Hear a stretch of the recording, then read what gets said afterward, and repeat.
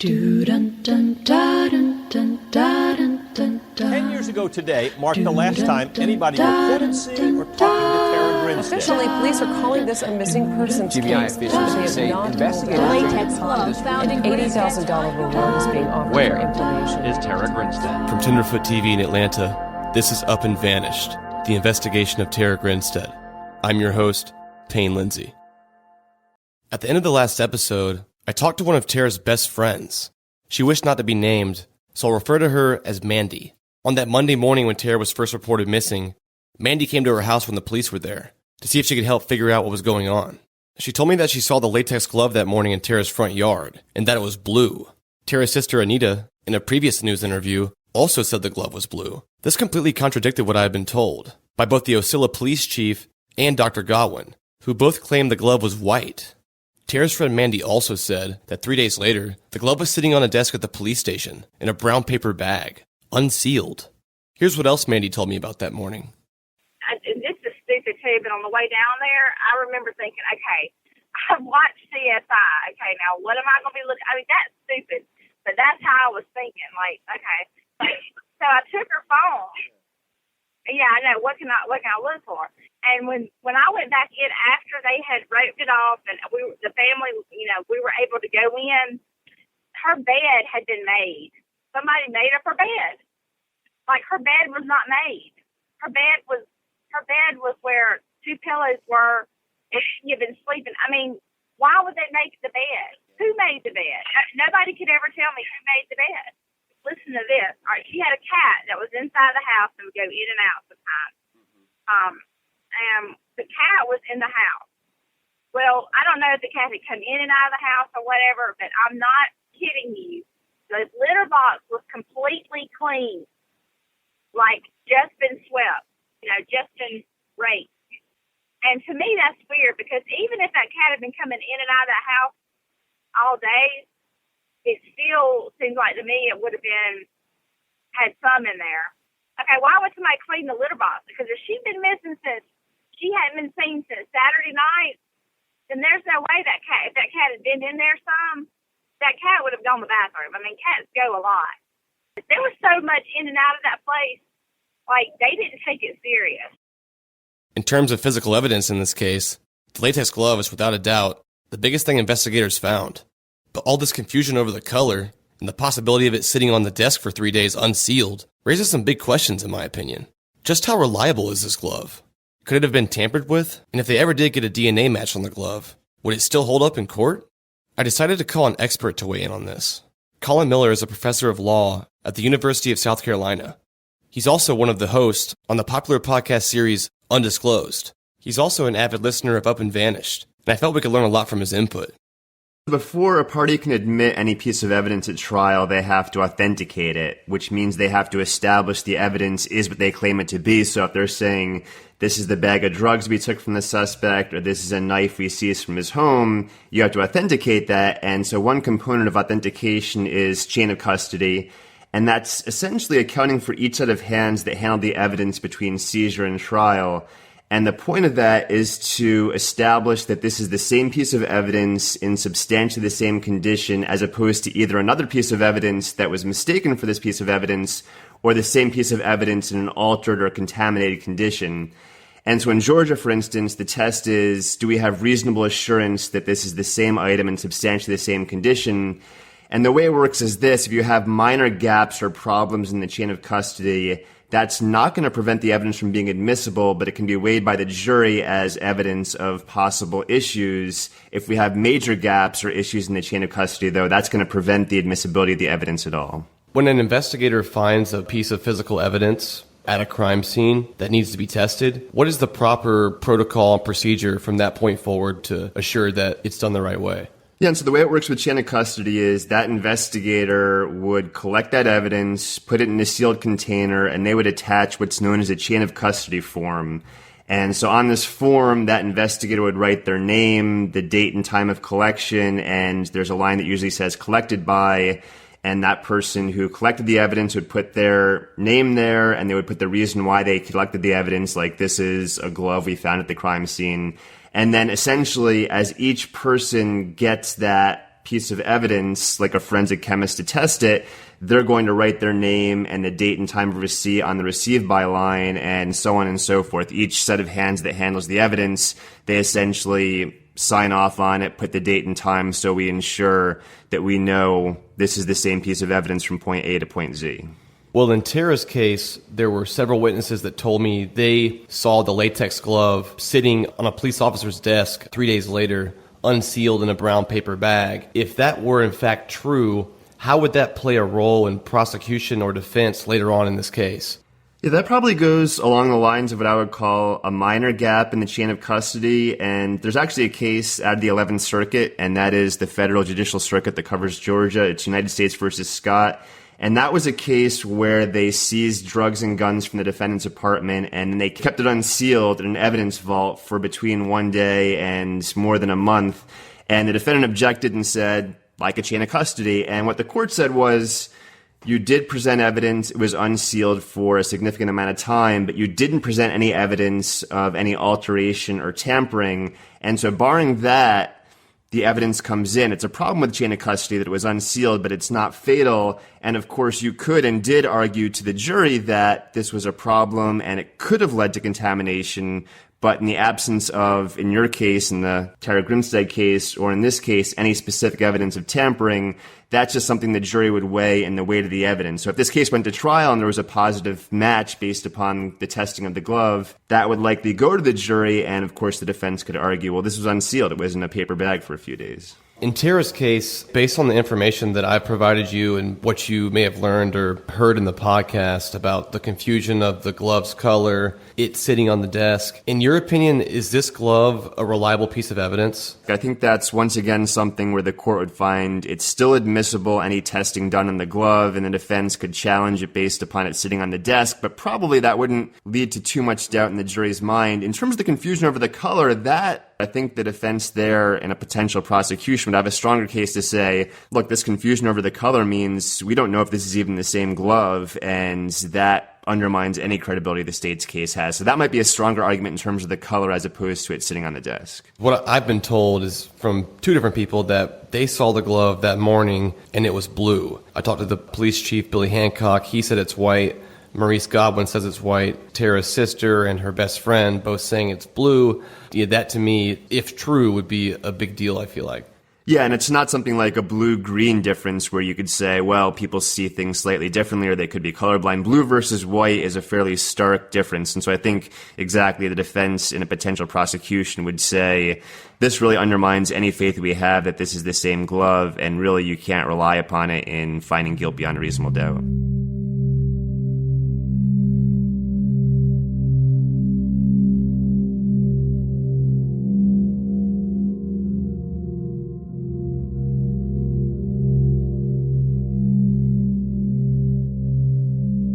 Weeks after Tara went missing, the Nancy Grace Show aired a series of live interviews with prominent people in this case, discussing the latest developments. And one of the main topics was that latex glove. On November 8th, 2005, Nancy Grace interviewed a man named Tim Sturrock, a reporter from Macon, Georgia, who had traveled to Ocilla to get the latest updates. Here's the transcript from that interview.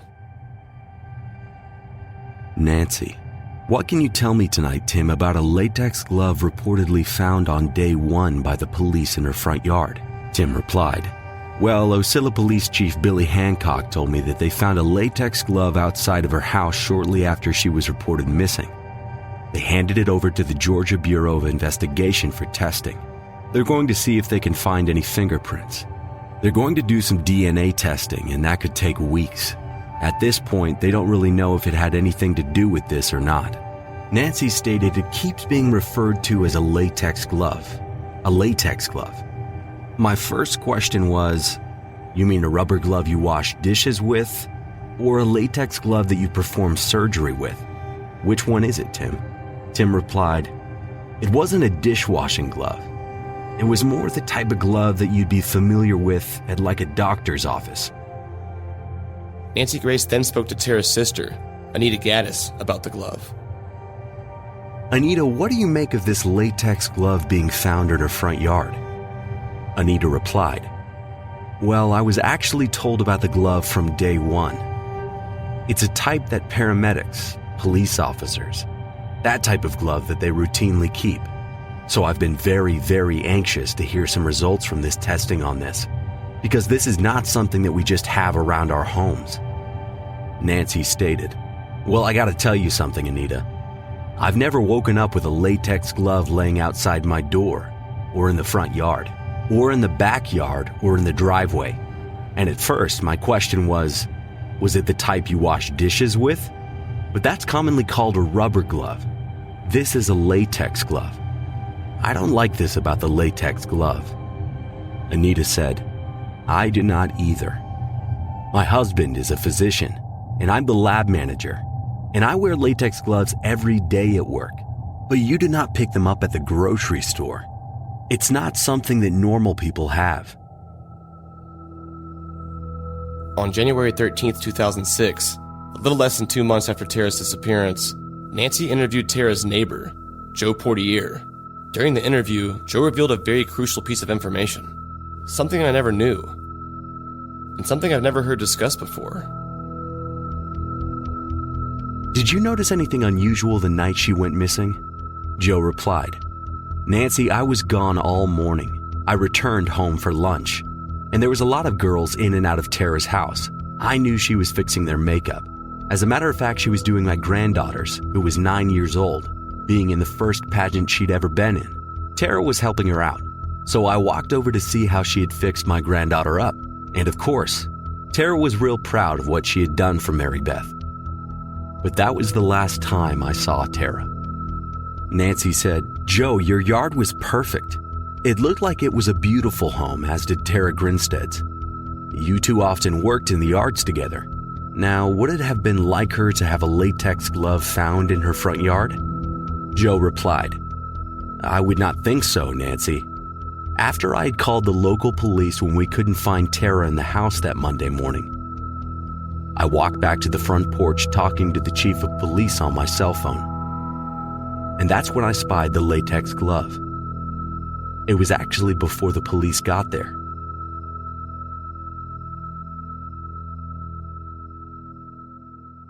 The narrative that I've always known is that Tara didn't show up for school that morning, the Osceola police were notified, and they were the first to arrive to her house. But that wasn't true. Joe, Tara's neighbor, he was the first person at her house. And he also was the first person to find the latex glove, all before police got there. I didn't want to overanalyze this, but it seemed like a really big deal. The whole narrative in my head for Monday morning completely changed. I met with Maurice to talk about this. Well, initially brought the attention of something wrong. She didn't show up in her classroom. And somebody from school and Deanna Harper went to the house. And who's Deanna Harper? Marcus's stepmother. She was worked in the Board of Education. There's several people from her school came to her house looking for her. And Joe let those three, himself and those two other people, into the house. I found that sort of odd, too. Marcus Harper's stepmom, Deanna Harper, worked in the Board of Education of Irwin County. And when she heard Tara didn't show up for work, Deanna and some people from school drove to her house. One important thing to note, Deanna should not be confused with Marcus Harper's biological mother, Nancy, who Tara was emailing. Deanna was his stepmom. Joe, the next-door neighbor, had a spare key to Tara's house, and he let Deanna and the other people from school inside her house that morning. Anything else weird to you about Joe being there that morning? It just seems like he was first on the scene. Oh, he was now. He found the glove. He did. And then he was on the phone with the police, which was Billy Hancock. He found the glove, but, I was told that he picked it up. Somebody told him to put it down. If Joe touched the glove, then... Well, the transference of, if it was just minor, it wouldn't leave any skin cells, no. If it was just minor, it wouldn't. Well, he was swabbed. All of them were swabbed. But here's the thing about, if all of Saturday night, and then in the wee hours of Sunday morning, her car was home and you never saw the light on at all. Never saw the light on at all. The car was home. What I'm just saying is all that darkness, all that hours, all that through Sunday morning when it was still dark stuff out there, her car was home, but there was never any light. They never saw any light. But that one particular time never raised any suspicion.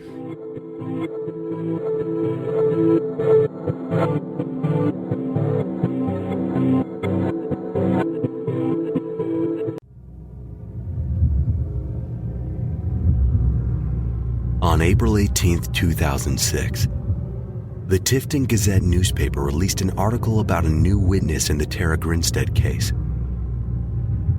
The article states, the sister of Tara Grinstead believes that a newly discovered witness could shed light on the teacher's October 2005 disappearance. And her sister Anita Gaddis believes that a man spotted at the teacher's home the following night might have had a hand in the disappearance. Gaddis said that the witness tells a story that could point authorities in the direction of Grinstead's kidnapper or killer. The witness lived out of town and visited Grinstead's neighbors on October 23rd, Gaddis said. She said that between 8 and 10 that night, he spotted a man parked in Grinstead's yard in a black 1990s model truck. He described a man in his late 20s or early 30s. She said the witness spoke to the man in the truck. He made a verbal contact with him, said Gaddis. The witness said they were very hostile words. She said that there have been leads in tracking down the black truck driven by the suspicious man. When asked why the man did not come forward with the information previously, she said it could have been that he thought the information was insignificant or that he was afraid. There is a fear factor involved with this case. She said that there is an environment of fear because so many people involved with the case wear badges. Since the first time I met with Dr. Godwin about this case, he's told me about this mysterious black truck. We heard several episodes back, someone described her friend who was almost ran over by a speeding black truck on the night Tara disappeared. In 2006, Godwin found another witness, a young kid. He also claimed to have seen the man inside the truck, but when police went to interview him, he got scared and clammed up and never spoke about the black truck again. I spent months trying to find this kid, but I never had any luck. Finally, just this past week, I was able to get a hold of him. But that little black truck, it had deep, it was like a Ford Ranger, and it had deep chrome wheels in it, and they sort of stood out like street tires. Was it for sure black or was it just dark? It was for sure black. What time of day did you see it? Late in the afternoon, during the weekend. The sun was going down, but it was daylight still. It wouldn't be but about an hour or so to go down. It was parked. It was in her yard. I was headed to Moshe's house, a friend of mine. He lived right next door to her. I read somewhere that there was like somebody in the car, like who may have talked to you or something. Is that true? No, sir. Did you ever get a look at the driver at all? No, sir. So you never saw anybody in the car at all, or no one ever talked to you or anything? Uh-uh. Because I read somewhere that somebody saw somebody inside the truck and like they said something to him and it was like rude or something. It wasn't me. Then who was it? I had spent months trying to find this guy, but I felt like I didn't learn anything. I remember the police scared him off the first time, and he clammed up. Was he doing the same thing now? I remembered him saying he was going to a friend's house, a friend named Moshe. I was headed to Moshe's house, a friend of mine. Was Moshe the kid who saw the driver? I felt like I was reaching a bit, but I called him back anyways. Do you know if Moshe saw the person? He may have. You have to talk to him about it. They scared to talk about it. Because the last time we were cooperating and doing like we're supposed to, they piss tested him, and he piss tested hot for marijuana, and they sent him to jail. Talk about that black truck. That's about the third time they questioned us about it, and because she lived right next door to him where he lived at, and I always hung out over there. So we were talking about the truck and the rims and all that, and he might have seen somebody on his part, and they started piss testing like devils. So they just out of nowhere just did a drug test. Yeah, he was on probation, and they got him. Okay, so you think that Moshe saw the guy in the black truck? Yes, sir. He could describe it for you. How do I get a hold of Moshe? Do you know? No, sir, I sure don't. I hadn't heard from him in quite a while, and that's unusual. That's very unusual. So there was still hope, it seemed, but only if I could track down Moshe. I haven't had luck yet. He seemed to be as much off the map as the other kid was, but I'll keep searching until I find him. And if what he told me was true, maybe we could finally get a description of this man, the man inside the black truck. But in the meantime, Among the people that we do know in this case, who drove a black truck? I asked Maurice this question. Of the people that we know in this case, who drove a black truck? Dykes. Heath Dykes drove a black truck. Yep. Like a 90s black truck. What did Marcus drive? He drove a burgundy Ford F-150. Burgundy, not black. No, but I think his stepfather, he had access to some type of black truck, but I don't know what kind. But I don't think, he would be using a stepfather's truck. I don't know. He's the only one I know of that drove a black truck. What's Heath Dykes' alibi for Saturday night? His wife. Watching football. Where? Home. At his house. Yeah. That's it? Yep. He didn't go anywhere? Well, he must have went somewhere because he called Tara at 10:20 p.m. at the barbecue.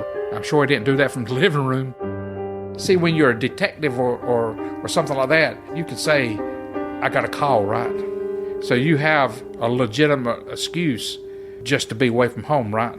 But his wife said he was home watching the ball game. But he found time at 10:20 to call Tara. As far as I know, that's his wife. Is his alibi for Saturday night.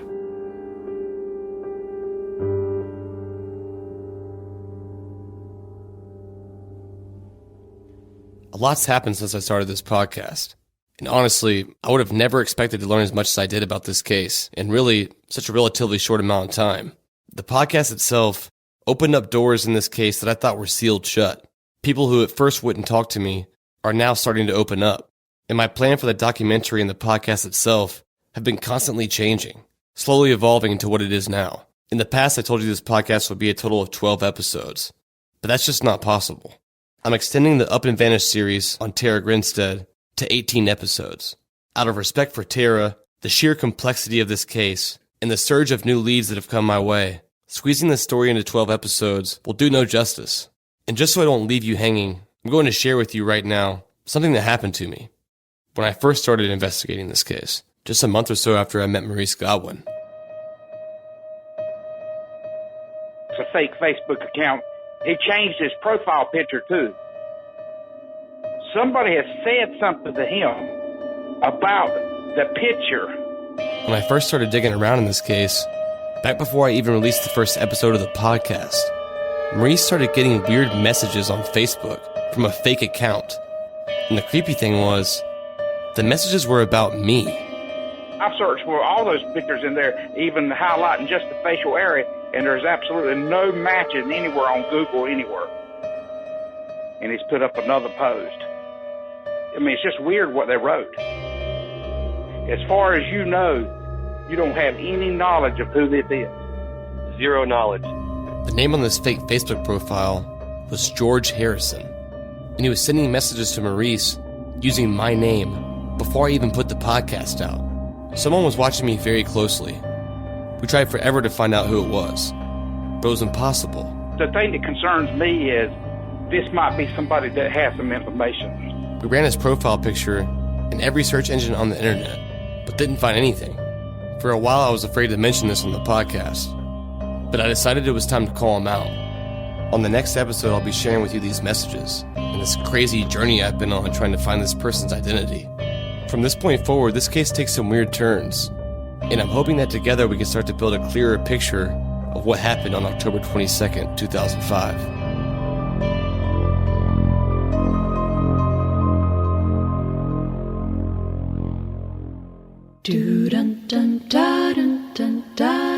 Coming up this season on Up and Vanished. These items were found approximately 6 feet in the ground.